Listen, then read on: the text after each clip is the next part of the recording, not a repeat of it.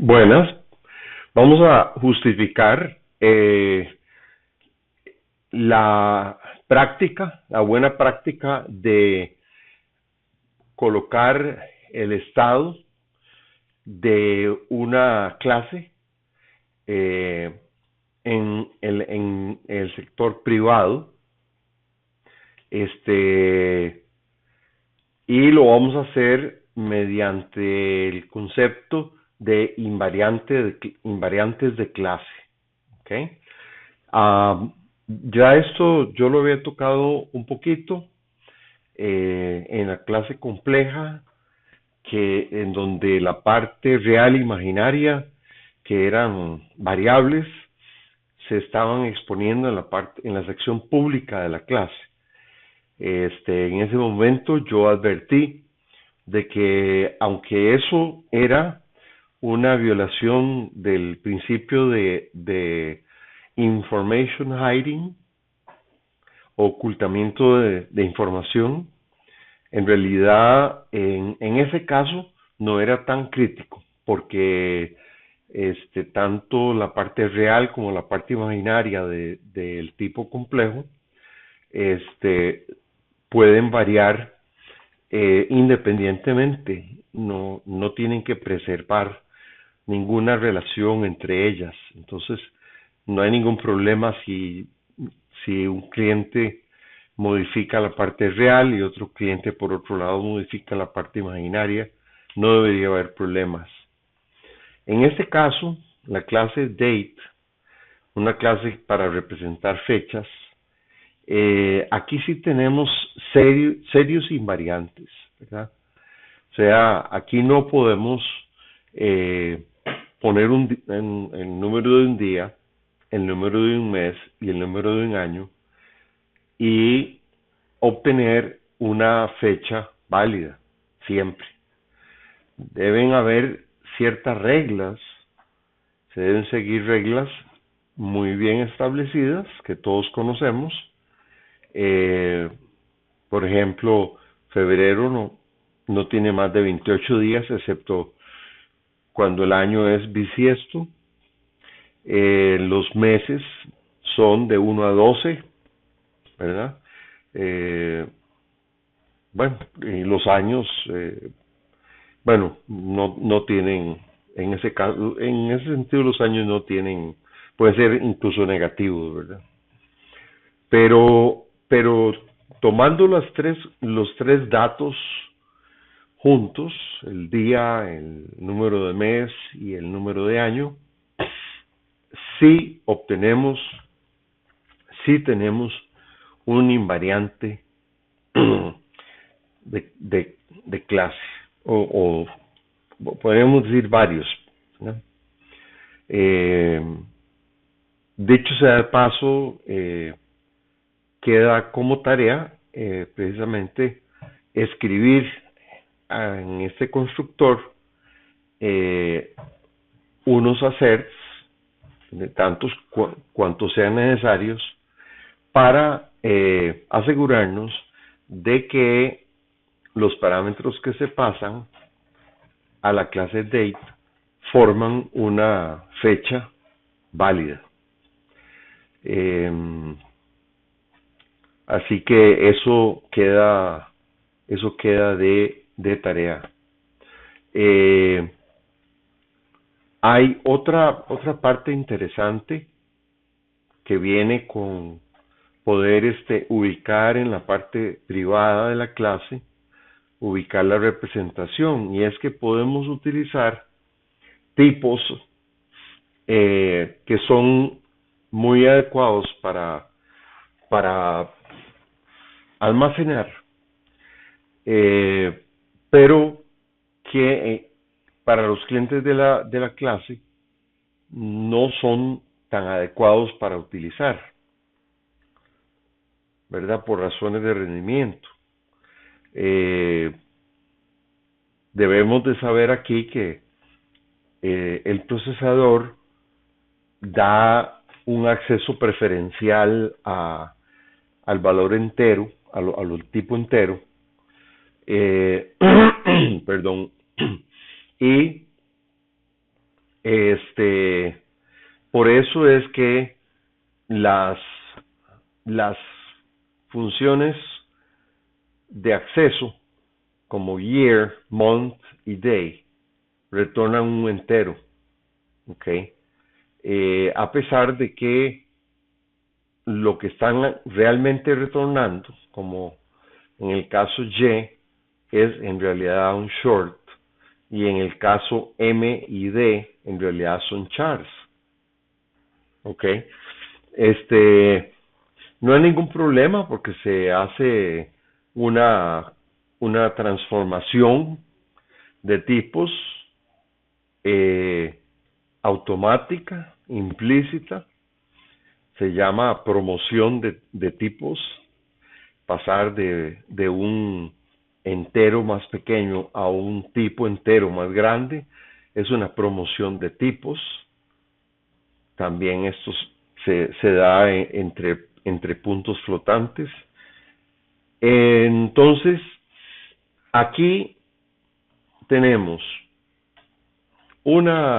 por un lado, la ventaja de que si al utilizar la memoria más pequeña posible, en este caso dos chars, dos chars y un short, eh, vamos a obtener los objetos de tipo date más pequeños posible. Entonces vamos a tener un ahorro de memoria, pero con la ventaja de que una vez que se obtienen del objeto fecha el año, el mes y el día, estos valores ya se van a tratar como enteros. Entonces cualquier operación sobre ellos va a ejecutarse muy rápido. Entonces, por la preferencia que hablábamos que tiene el tipo entero en el procesador, entonces vemos cómo separar la representación de la interfaz tiene ventajas. En este caso, reitero, las ventajas son de que podemos buscar cuál es el almacenamiento más eficiente, por un lado, en la parte privada, y en la parte pública, cuál es la interfaz que lleva a una mayor eficiencia. Entonces, es muy interesante verlo así, es muy interesante que ahorita en este código tal y como está, no estamos permitiendo que se cambie el día, el mes y año, pero obviamente en una verdadera clase date, pues cosas sí deberían existir, esos métodos deberían existir. Pero bueno, aquí lo importante de ver es, es la importancia de las invariantes de clase, ¿verdad? Así que eh, dejamos eso de tarea.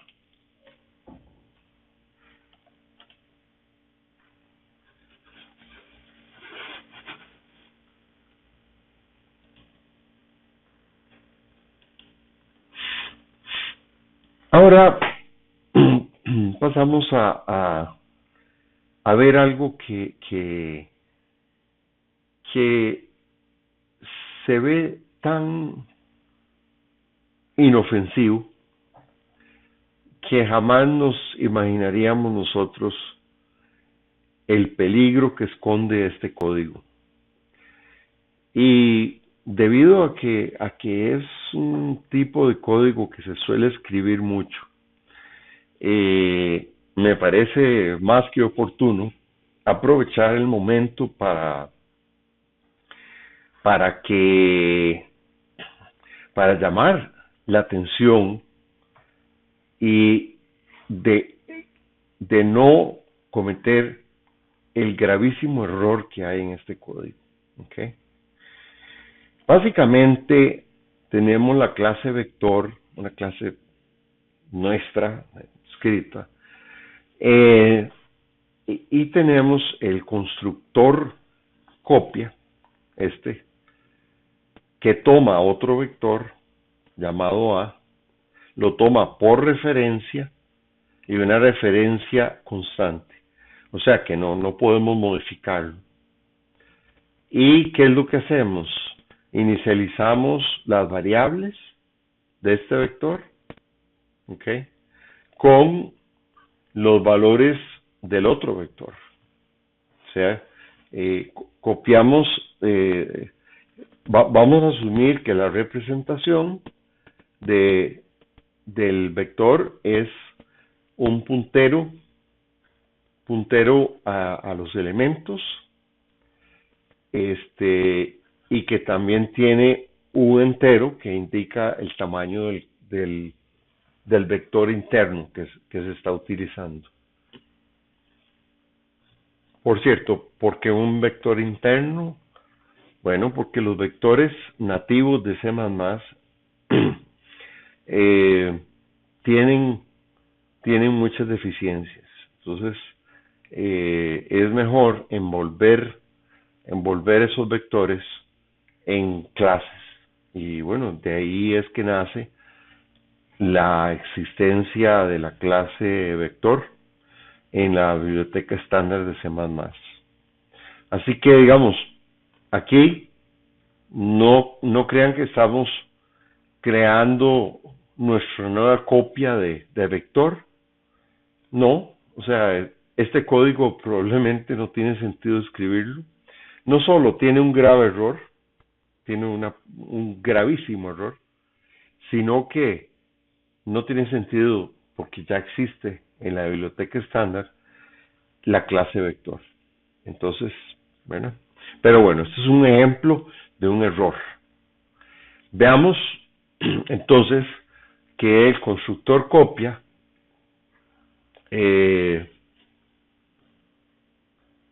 hace una copia, lo que se llama una copia superficial, shallow copy. No es una copia profunda, sino una copia superficial. Solo copia el valor del puntero, no copia los elementos, sino copia el valor del puntero. Y el valor del puntero es la dirección donde están los elementos. Y ahí es donde está el error. Allí es, en algo así de simple, es donde se esconde un error que va a hacer que el programa tenga un crash. El programa se va a abortar, como lo vamos a ver en un momento. Por otro lado, tenemos el operador de asignación, ¿ok? Que igualmente recibe por referencia constante otro vector y lo que hace es simplemente copiar el valor del puntero a los elementos de ese otro vector a el puntero de este vector y copia también el tamaño de ese vector interno en la variable de tamaño de esta instancia en particular. Esto igualmente tiene el mismo tipo de error. Finalmente aquí tenemos el destructor de vector que tiene la obligación de liberar la memoria que solicitó para los elementos. Y como la solicitud se trataba de un vector, entonces se utiliza el delete corchetes. ¿Okay? Ahora, un ejemplo donde se usa el vector y se viene abajo todo es tan sencillo como crear dos vectores y luego copiar uno al otro, hacer una asignación del uno al otro. Y esto es lo que causa, en el momento que hacemos esto, unos instantes después, el programa va a abortar. ¿Okay? Vamos a ver esto en el compilador. Ok, aquí estamos. Bueno, aquí estamos creando 3 vectores. En realidad solo ocupamos 2. Ok. Y aquí vamos a asignar uno al otro. Y vamos a retornar este Z. Ok.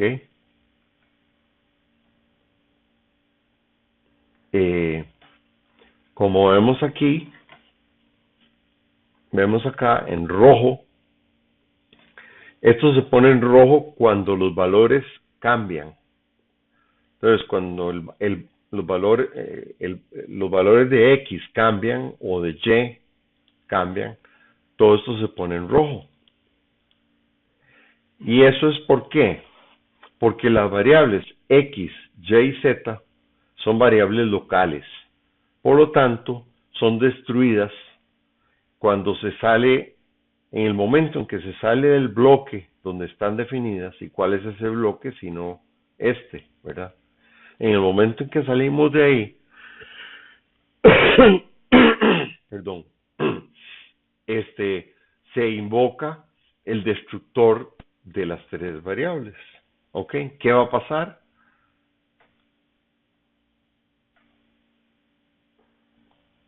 Tan sencillo como esto. Vamos a tener un error en el heap. Ven acá, aquí abajo, heap. Invalid address specified to runtime library validate heap. Como estamos en modo de depuración, entonces nos da este tipo de mensajes para ayudarnos a corregir el error que tenemos o los errores que podamos tener, ¿verdad? Eso es básicamente lo que ha sucedido en este segmento de programa. En C++ es muy importante distinguir entre objetos constantes y objetos variables. Igualmente, y para soportar esto, es muy importante saber que podemos definir métodos que son que aseguran que no modifican el objeto al cual corresponden y otros que no hacen esa garantía. La diferencia la podemos ver en este código. Básicamente el const que vemos aquí en la segunda función, después de declarar la función y antes de abrir corchetes y comenzar a definir la función, ponemos la palabra const. Y eso ya le indica al compilador que yo no puedo modificar ninguna de las variables del objeto. ¿Okay? Adicionalmente, como al declarar yo el método como constante, entonces todas las partes de this, o sea, todas las partes del objeto, se vuelven constantes también. Se vuelven, o sea, se tratan como constantes para efectos de ese método.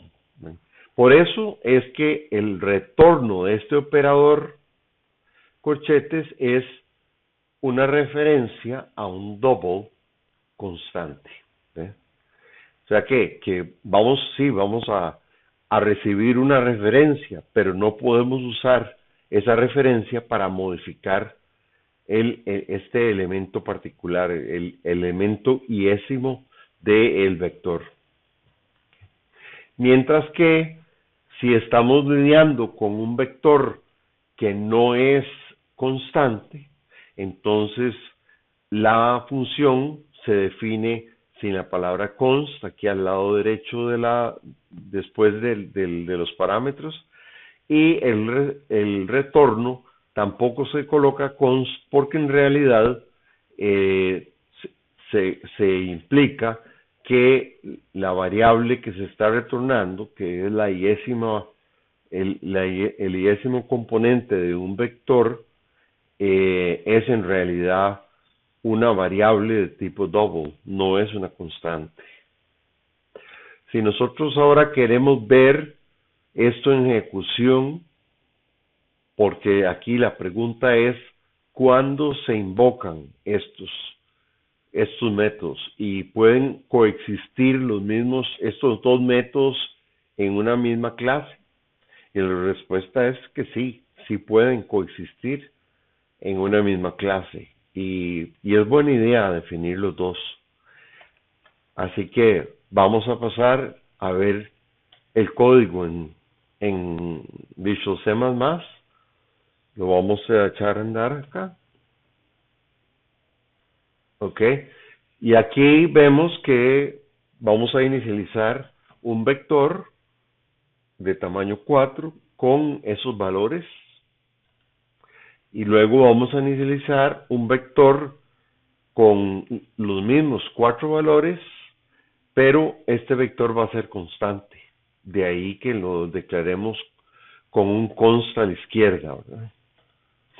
Ahora, lo que nosotros queremos es acceder al elemento número 1 del primer vector que no es constante, y asignarlo a la variable x, y posteriormente acceder al elemento número 1 del vector q, que es constante, y asignarlo a la variable y. Lo que también tenemos que asegurarnos es que x va a ser igual a y, y de ahí a que hayamos colocado ese cert. Sabemos que x tiene que ser igual a y simplemente porque estamos accediendo al mismo elemento, aunque son dos vectores distintos, los hemos inicializado con una lista idéntica de valores. Entonces, el valor sub 1 va a ser 7.99 en el primer caso y va a ser 7.99 en el segundo caso. ¿Okay? Ahora, para que podamos observar que nos vamos a cuál método es invocado, voy a presionar F7 y vamos ahí ven, nos lleva al operador corchetes, pero no a la versión const, sino a la versión variable. ¿Ven? Entonces aquí accesamos el iésimo elemento y lo retornamos como una referencia. Ok, entonces x, aquí x toma el valor double, ¿verdad? Y si nos vamos por el iésimo elemento del otro vector, que es un vector constante, entonces ven, vamos a invocar en la versión constante del operador corchetes. ¿Okay? Y definitivamente podemos ver aquí abajo, x y y son iguales, y haciendo el hacer va a funcionar bien, no va a tirar ninguna excepción ni nada, y hemos podido observar cómo y cuándo es que se utilizan las dos versiones de un mismo operador. En C++ es posible que un constructor invoque a otro constructor de la misma clase. Esto antes inicialmente no era posible, y lo que el programador terminaba haciendo era creando una pequeña, o no tan pequeña, función privada, método privado, que realizaba la inicialización o el comportamiento que se quería reutilizar desde diferentes constructores. Ahora que es posible invocar constructores, eh, como por ejemplo en esta clase que tenemos enfrente, llamada TT, tenemos un constructor, digámoslo así, el principal, porque es el que recibe argumentos y por lo tanto coloca el valor de las variables de la clase de acuerdo al valor recibido en el constructor, como es en el caso del primer constructor. Este constructor es lo que llamamos el constructor principal. El segundo constructor no recibe parámetros y lo que hace es que invoca al constructor principal pasándole un número que sería, digamos, sería el valor default para la variable de esta clase, 42, seguido del cuerpo del constructor que podría, como en este caso, modificar el valor de las variables o de alguna variable de la clase TT, ¿verdad? Este ejemplo tal vez está un poquito jalado del pelo, pero lo que tiene es que es muy simple y ilustra que este el valor, eh, bueno, básicamente ilustra cómo es la sintaxis de invocar un constructor desde otro constructor. Sobre la elegancia o no elegancia de este uso particular, en eso mm, me declaro me declaro inocente, en el sentido de que ese no es mi propósito, ¿ok? Este, bien, entonces vamos a ver esto en el compilador. Vamos a darle viaje. Aquí, como vemos, tenemos la clase TT definida aquí arriba, ¿ok? Esta clase TT la coloqué dentro de un namespace delegating. En realidad, como dije antes, o sea, no es como recomendación de que se haga, sino en este caso simplemente por razones prácticas. Resulta ser que en este mismo archivo había, que es un main, bueno, no importa el nombre, en este mismo archivo había ya una clase TT y entonces era diferente a esta. Eso no debe ocurrir, ¿verdad? Normalmente, pero puede ocurrir. Entonces se me ocurrió aprovechar la circunstancia y enseñar cómo podemos crear una clase con el mismo nombre que otra preexistente, simplemente colocándolo dentro de un namespace diferente.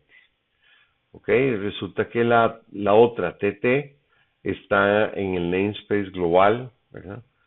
Y esta está insertada dentro del delegating namespace. Ok, bien. Entonces, aquí estamos. Vamos a construir un objeto T de tipo TT utilizando el constructor que no recibe parámetros. Entonces, vamos a ver a dónde nos vamos. ¿Ven? Estamos yéndonos al constructor que no recibe parámetros. De aquí vamos a invocar el constructor que recibe un parámetro. ¿Lo ven? Y cuando termina este constructor, la variable a va a quedar con el valor 42. Veamos aquí abajo, aquí está, vamos a abrir el this. Ahorita la variable a tiene un número negativo. Esto simplemente significa que estamos, no se ha terminado el constructor y por lo tanto la variable tiene un valor totalmente aleatorio. ¿Okay? Entonces aquí al hacer el siguiente paso, el valor de a va a ser 42. ¿Lo ven? ¿Ven aquí abajo? A es 42. Pero ahora estamos de vuelta en el constructor inicial. Y vamos entonces ahora a ejecutar el cuerpo de ese constructor. Y lo que se hace en ese cuerpo es multiplicar el valor de a por 2, o sea, duplicarlo. Entonces sabemos que al final de ese constructor a va a quedar valiendo 84. Y vamos a ejecutar y vemos cómo aquí tenemos la variable t que tiene a como el valor 84. Si ahora ejecutamos esta línea que simplemente escribe a la consola o al immediate window, como lo tenemos aquí, entonces vamos a ver que nos va a retornar el 84. Véanlo aquí. Vean aquí abajo. Ahí está el 84. ¿Okay? Una de las más importantes usos de los objetos es como administradores de recursos. Los recursos pueden ser memoria dinámica, pueden ser archivos, pueden ser instrumentos para sincronización de múltiples hilos. En fin, cualquier recurso que yo tenga que crear al inicio y luego tenga que restaurar el estado original, es un excelente ejemplo para utilizar objetos. Vieran que si ponemos atención a esta función fn, vean que yo tenía una función muy grande, lo cual no es buena idea, pero en el particular contexto sí resultaba adecuado. Nuevamente, a veces para efectos de la demostración no estoy haciendo tal vez cosas que sean mejores prácticas, pero simplemente es para mantener los ejemplos simples. Entonces, veamos esto, veamos qué es lo que esta función hace al principio y después qué es lo que hace al final. ¿Okay? Primero que nada, declara un objeto, crea un objeto VS y luego se va y le pide al objeto cout, le pide el reading buffer. El buffer, eso lo almacena en un puntero acá, ¿verdad? Y inmediatamente engancha, le cambia a cout el reading buffer y le pone VS, le pone como reading buffer.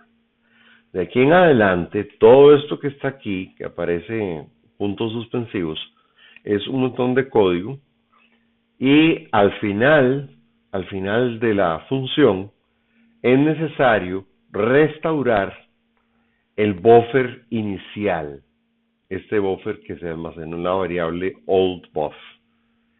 Eso se hace llamando nuevamente a la función método setReadBuffer del objeto cout, pasándole el buffer que habíamos guardado al principio. Esto funciona, pero hay una forma más elegante de hacer esto. La forma más elegante es crear una clase cuyo nombre defina qué es lo que queremos hacer con este código. Porque aquí este código es de muy bajo nivel y realmente es muy probable que no sepamos qué es lo que está tratando de hacer este código. Pero si nosotros creamos una clase y le ponemos un nombre adecuado, como este redirect output, entonces ya sabemos que si nosotros creamos un objeto de la clase redirect output, tiene algo que ver con que estamos queriendo redireccionar la salida de ese out de su valor por defecto a un nuevo valor, que es este vsstring o este vsstring que está aquí abajo. ¿Okay? Entonces, si vemos la definición del constructor y si vemos la definición del destructor, se realizan operaciones equivalentes. Esto que está aquí se realiza en el constructor y lo que está aquí abajo, el otro enganche, se realiza en el destructor. Y esto básicamente lo que hace es justamente implementar este patrón de diseño que se conoce como RAI, que quiere decir Resource Acquisition is Initialization. Entonces, quiere decir adquisición de un recurso, ¿verdad? En este caso, el recurso que obtenemos es un nuevo buffer para cout. Lo creamos y se lo asignamos a cout.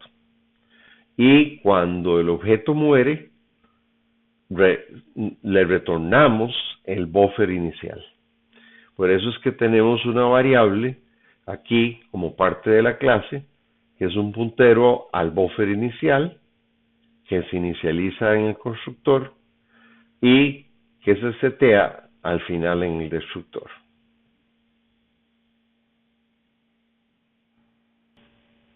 Quería ilustrar precisamente el uso de esa clase redirect output aquí, ¿ok? Este es un main que tiene mucho código. Repito, eso no es buenas prácticas necesariamente, simplemente funciona bien para lo que este código fue escrito.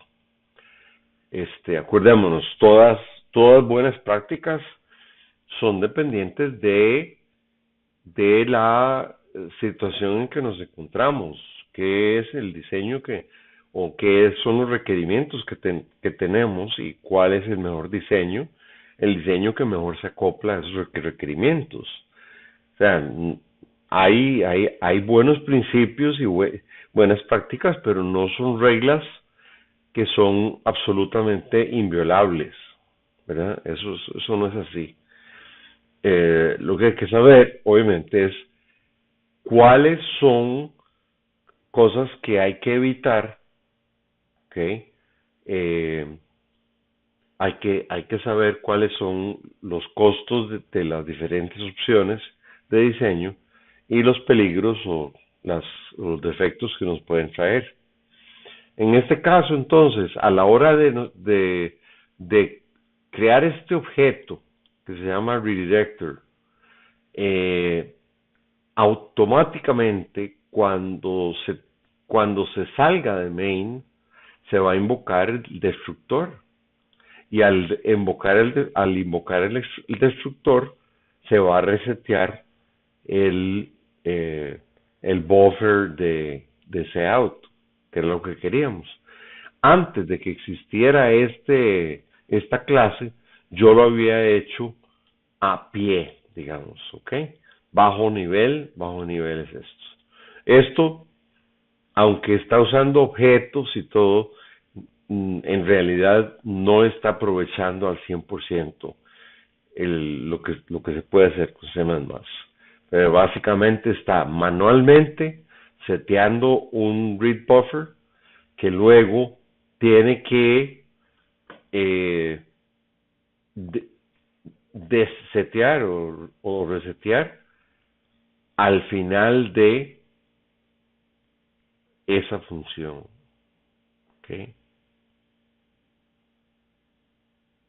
Y si resultara, ve aquí está un hook, ¿ok? Si resultara que esta función, que esta función tiene que terminar antes, por cualquier razón, alguna excepción o alguna cosa, no se va a ejecutar este código. Mientras que si lo hacemos utilizando objetos, debe ser automático. ¿Ok? Yo creo que eso habla por sí mismo.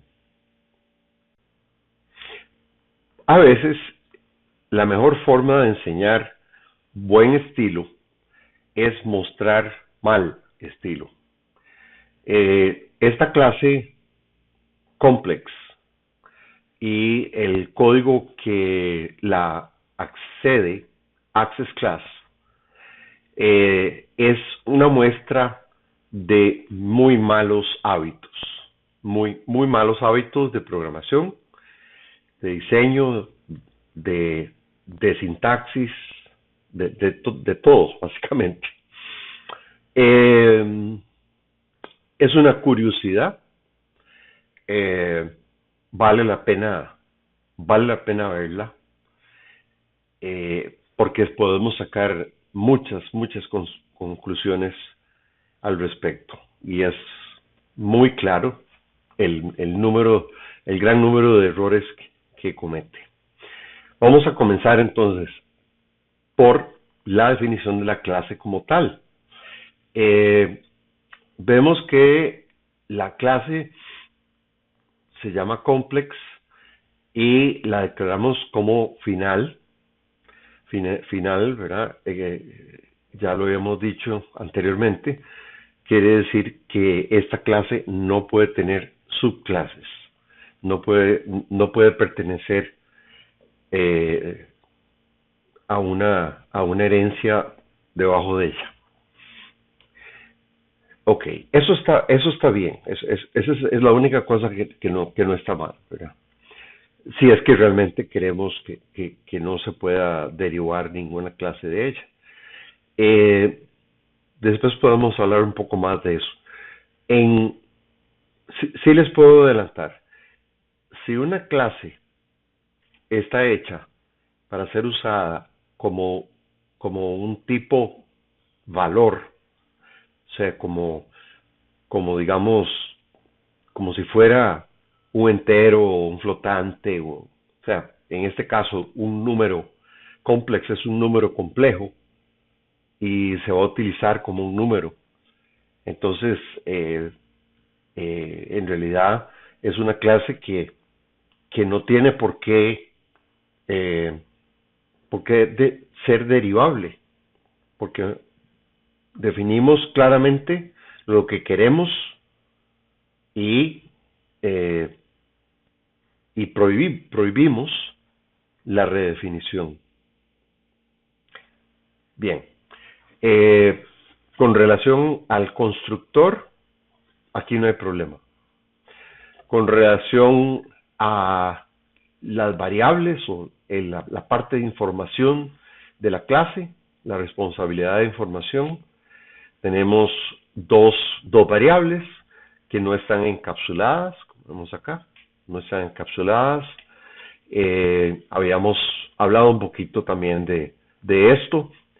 Eso en sí no es, en este caso particular, no es algo terrible,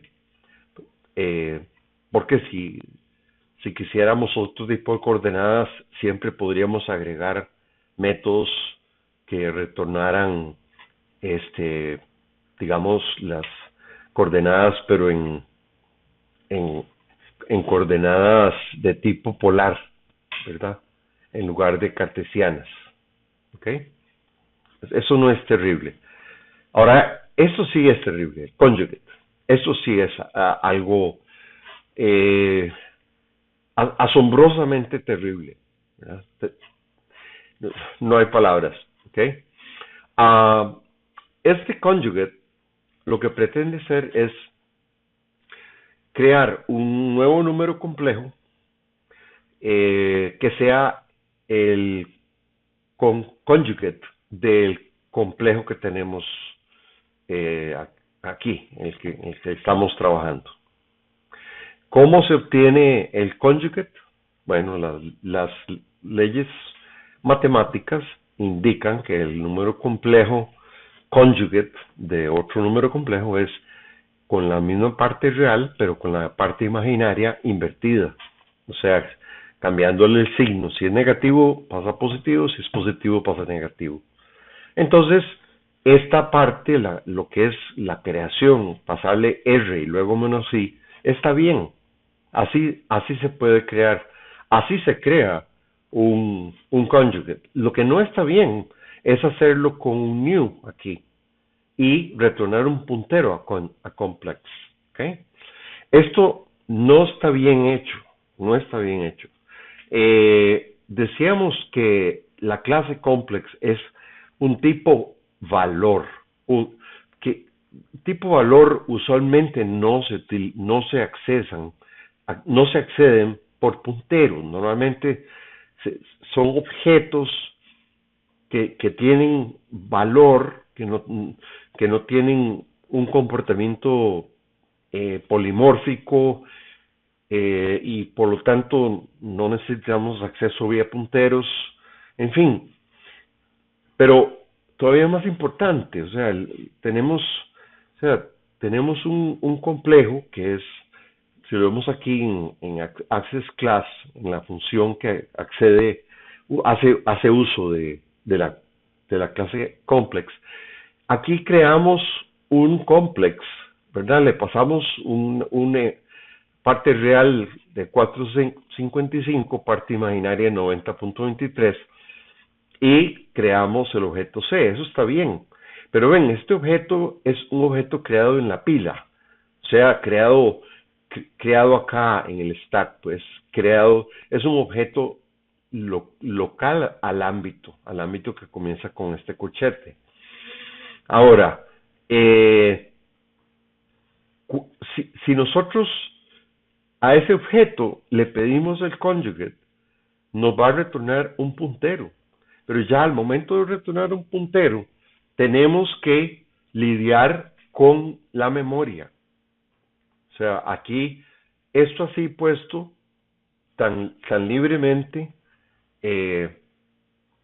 no es buena idea por dos razones. La primera, porque no es natural. No es natural. O sea, los valores o los objetos de tipo complejo son para ser utilizados en operaciones aritméticas, qué sé yo, como objetos, no como punteros. ¿Mm? Entonces, ese es el primer error. Es un error más conceptual que otra cosa. ¿Okay? Pero el segundo error es igual o peor, ¿no? Que es pedirle a un objeto una versión, su versión parecida, conjugate, pero retornárselo vía memoria dinámica, vía un new, lo cual nos abre las puertas para un memory leak. Entonces, eh, es mala idea hacer una clase que es tipo valor que esté retornando punteros. Nuevamente, o sea, las clases tipo valor son utilizadas como objetos y rara vez se utilizan como punteros. Aquí podemos ver, digamos, bueno, otra cosa que está potencialmente, al menos no ideales, bueno, es el hecho de que R e I están públicas, si hablamos de eso antes, se pueden accesar de esta forma, ¿verdad? C.R y C.I. Bien, ya dijimos, eso no es tan terrible. Aquí lo que estamos haciendo es cogiendo la dirección del objeto C y almacenándolo en un puntero. Esto, esto está bien siempre y cuando no tratemos de hacer un delete de este complejo a través del puntero, ¿verdad? Si nosotros hacemos un delete PC acá, nos va a corromper el heap y ya está. Hasta ahí llegó el programa. Esta línea siguiente tiene un error de sintaxis porque lo que pareciera decir es diferente de lo que realmente dice. O sea, nosotros queremos que diga esto de aquí abajo, ¿ok?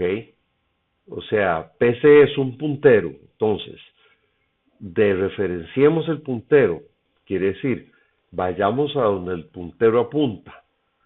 Una vez que estamos ahí, o sea que estamos en el objeto apuntado por PC, que es este objeto C que creamos al inicio de la función.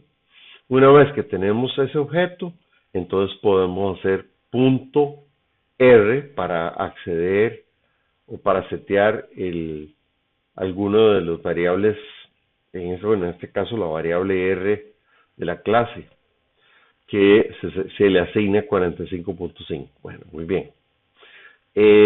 Ahora, una mejor forma de hacer esto para no tener que recurrir a paréntesis es reconocer el identificador PC como puntero que es, y entonces hacerlo más sencillo. PC flecha R es equivalente a esto, a paréntesis estrella PC paréntesis punto R, es lo mismo. Entonces, entre estas dos, esta es mejor. Pero bueno, veamos ahora qué es lo que sucede cuando comenzamos a invocar el tal conjugate, ¿verdad? Bueno, para invocarlo necesitamos acceso al objeto. Ya vimos aquí que para accesar el objeto vía puntero, tenemos bueno, hay dos formas, vía puntero o vía convertir primero el puntero en un objeto y luego hacer la llamada al método. En este caso, vamos a hacerlo primero haciendo la conversión al objeto y luego lo hacemos tipo puntero. Entonces, aquí accedemos al objeto, luego ponemos punto conjugate, lo cual nos lleva al método conjugate, se construye un complejo en la memoria dinámica y se retorna un puntero a ese complejo construido. O que no se retorna un complejo, se retorna un puntero a un complejo. Entonces, lo que retorna conjugate es un puntero. Entonces, a otro complex. Entonces, para poder acceder la variable i de ese objeto, tenemos que nuevamente poner otra estrella y otro par de paréntesis. Y ahí se le asigna el valor. O sea, esto es feo, no solo es decir, sintácticamente está bien, pero es difícil de leer y es de mal gusto. Pero hay un error que es más. Ese error es algo bastante serio. Eh, Veamos una cosa aquí. Usemos la sintaxis de la última línea, que es más fácil de leer y es equivalente a la que usa asteriscos. Cuando nosotros cogemos este puntero a un complex, invocamos conjugate.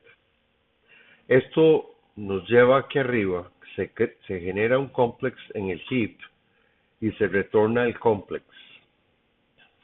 Se retorna un puntero al objeto que hemos creado. ¿Okay? Ese objeto es retornado aquí en conjugate y a ese objeto le podemos aplicar la flecha para acceder a uno de sus variables de datos o a un método si tuviera. El problema es que ¿a dónde queda ese objeto? O sea, conjugate retorna ese objeto, pero ¿a dónde está? O sea, ¿a dónde, una vez que termina esta línea, acá, punto y coma, y se cierra aquí corchetes, ¿qué se hizo el conjugate de PC? ¿Qué se hizo? O sea, debido a que hicimos una solicitud de memoria dinámica, el conjugate es un puntero, retorna un puntero a ese objeto. Y ese puntero no se está almacenando en ninguna variable y por lo tanto no podemos hacerle luego un delete. Tampoco, bueno, esto también nos lleva a algunas de las buenas prácticas que se llaman como no usar naked new. Ya veremos luego qué es eso. Pero básicamente es evitar hacer este tipo de retornos a objetos que luego no sabemos quién es el que va a eliminar este objeto. Okay, veamos cómo podemos entonces tomar esta clase y esta función y arreglarle los problemas más serios. ¿Ok? Bien. Aquí estamos la clase y aquí está la función. Bueno, primero que nada, ya dijimos, esto que retorne un puntero es una pésima idea. Debe retornar un complejo, un objeto. ¿Okay?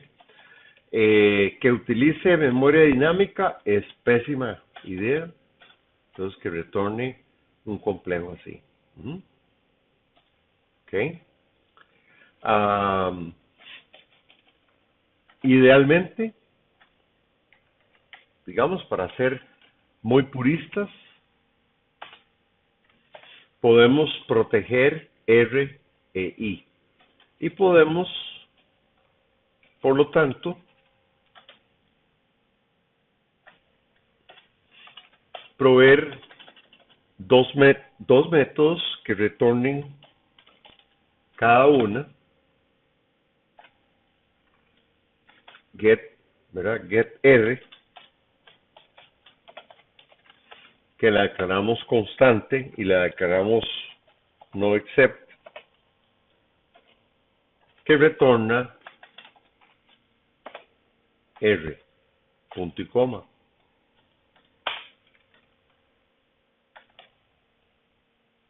hacemos otra muy parecida que retorna I.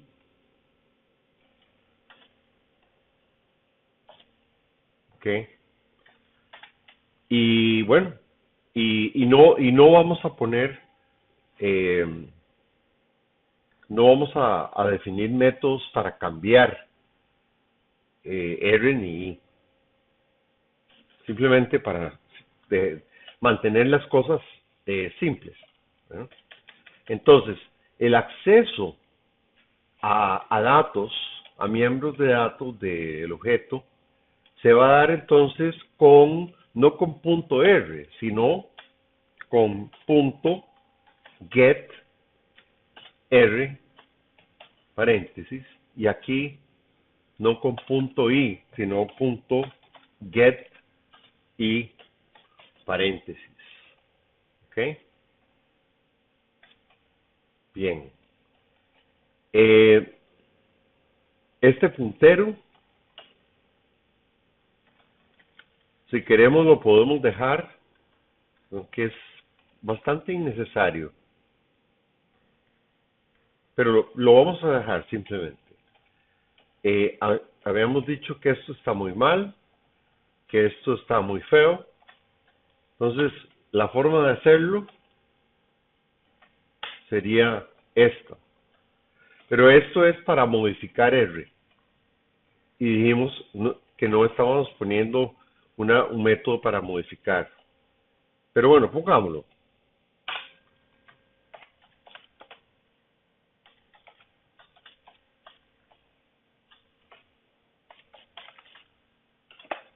Double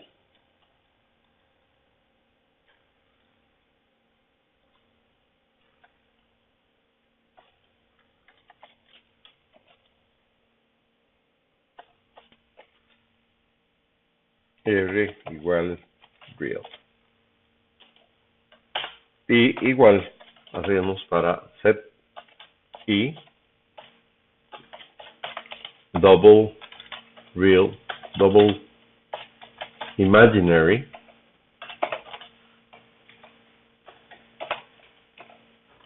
I igual imaginary match. ¿Okay? Entonces aquí lo que vemos que la R nos está dando un rojo ahí. Entonces aquí lo que necesitamos es set R.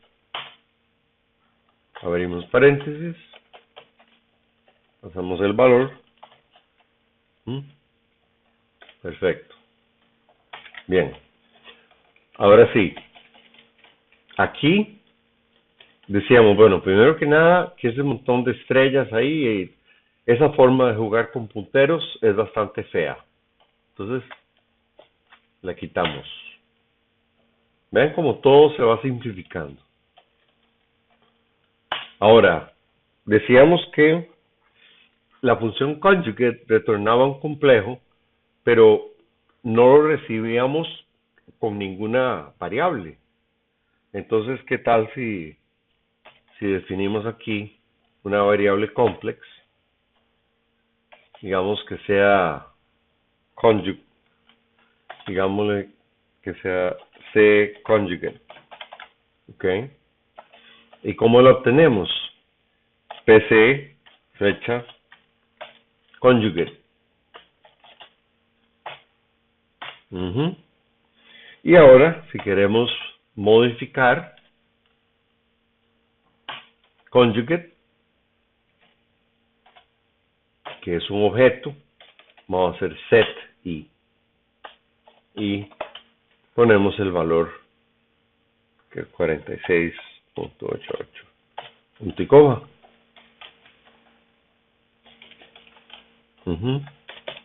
Y quitamos esto. Ok, ahí está. Perdón, aquí un detallito, el punto y coma es por fuera.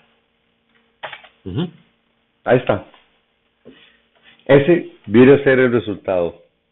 Ya limpiamos el código, no tenemos variables que haya que preocuparnos de liberar. todo se libera automáticamente. Estamos usando un puntero simplemente para un ejemplo. En realidad no es necesario. Pero es, es bonito verlo para saber cómo se maneja en casos de que en lugar de tener un objeto, lo que tengamos sea un puntero de un objeto. ¿Ok? Bien, eso es todo.